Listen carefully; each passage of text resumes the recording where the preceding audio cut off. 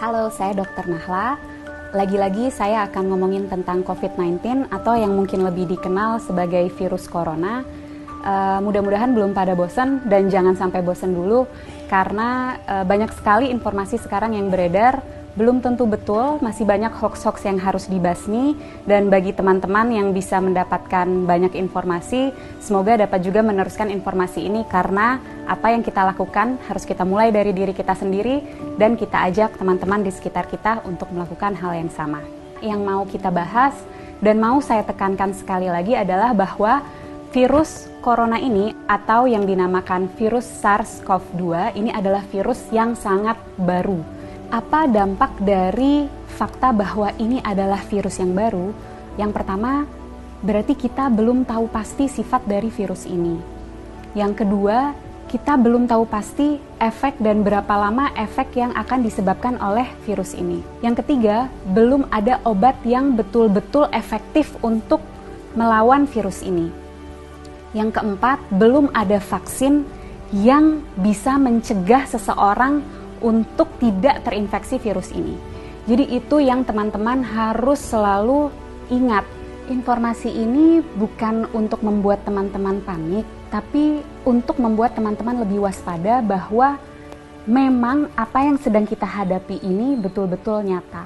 Dan bersama-sama kita bisa mencegah penularan virus ini lebih luas. Secara umum ketika virus masuk ke dalam tubuh kita, gejala yang ditimbulkan itu mirip-mirip. Demam, sakit kepala, lemah, letih, lesu, pegel-pegel, seperti itu. Bagaimana dengan virus yang masuk spesifik langsung ke infeksi saluran pernafasan? Ada pilek, hidung meler, hidung tersumbat, nyeri tenggorokan, batuk, sesak nafas, nyeri dada. Gimana dengan virus SARS-CoV-2 atau virus corona? Gejalanya sangat bervariasi. Jadi gejala-gejala yang tadi saya sebutkan itu bisa ada pada orang yang terinfeksi virus ini. Dan juga jumlah gejala yang timbul itu juga bervariasi. Apa sih yang menyebabkan gejala ini sangat bervariasi? Daya tahan tubuh masing-masing orang.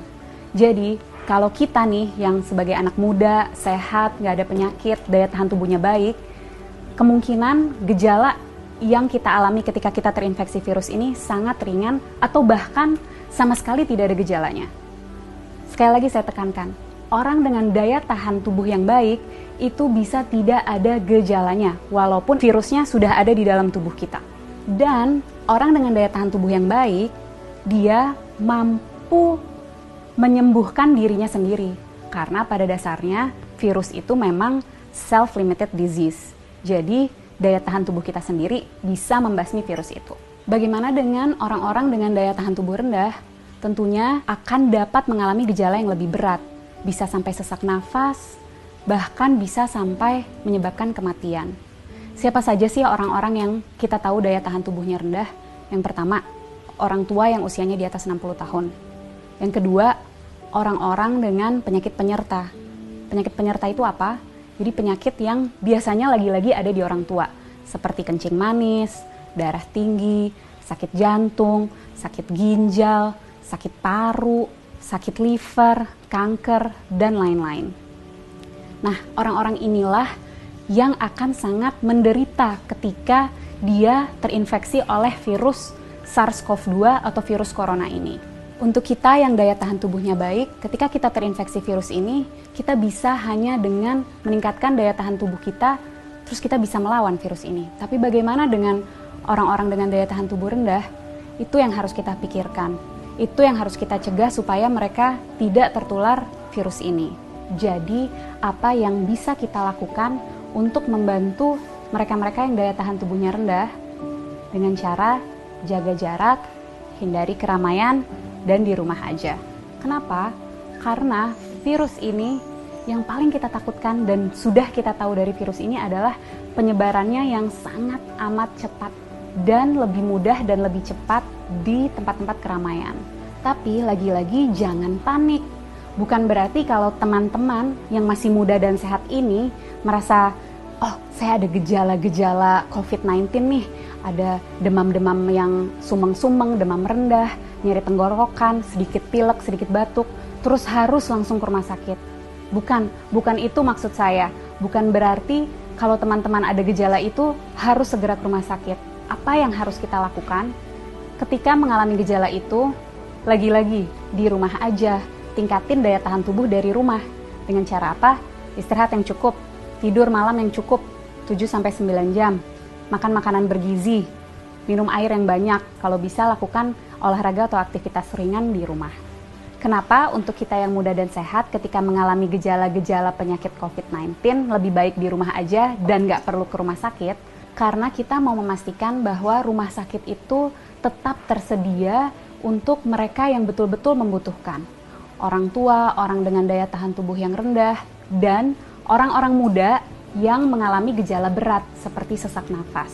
Mereka itulah yang harus segera ke rumah sakit. Jadi kita pastikan rumah sakit memang untuk mereka yang membutuhkan. Kalau kita bisa di rumah aja. Bagaimana dengan kita yang tidak ada gejala? Sebaiknya tetap jaga jarak, hindari keramaian, dan di rumah aja. Kenapa? Karena seperti yang tadi sudah sempat saya jelaskan, orang dengan daya tahan tubuh baik bisa jadi tidak menimbulkan gejala apapun. Jadi kalau dari luar dia terlihat sehat, belum tentu tidak ada virus itu di dalam tubuhnya. Dan orang-orang tanpa gejala ini tetap bisa menularkan ke orang lain. Melalui apa? Misalnya, kita lagi ngobrol-ngobrol sambil makan, dia tersedak, batuk, virusnya banyak di situ.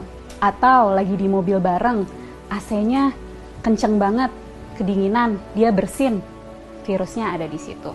Penting untuk kita jaga jarak. Jaga jarak 1 meter untuk memastikan droplet yang keluar melalui batuk ataupun bersin tidak terkena pada kita. Penting sekali untuk kita untuk selalu cuci tangan dengan cara yang benar dan sering-sering untuk memastikan jika secara tidak sengaja kita menyentuh droplet itu, kita bisa membersihkannya. Dan yang juga penting, jangan menyentuh wajah dengan tangan kita yang belum bersih. Kenapa? Karena virus akan lebih cepat menyebar, lebih cepat masuk melalui mukosa mata, hidung, dan mulut. Penting untuk kita menghindari keramaian untuk memutus rantai penularan ini. Penting untuk kita di rumah aja supaya kita bisa terus meningkatkan daya tahan tubuh kita untuk dapat melawan virus ini. Bagaimana untuk kita yang tidak bisa di rumah aja, terpaksa harus bekerja di luar atau harus pergi keluar, tetap usahakan untuk menjaga jarak. Jaga jarak 1 meter dan usahakan sebisa mungkin menghindari keramaian. Jangan lupa untuk selalu menjaga kebersihan dengan mencuci tangan yang bersih. Kalau tidak bisa menemukan air dan sabun, kita bisa menggunakan sanitizer.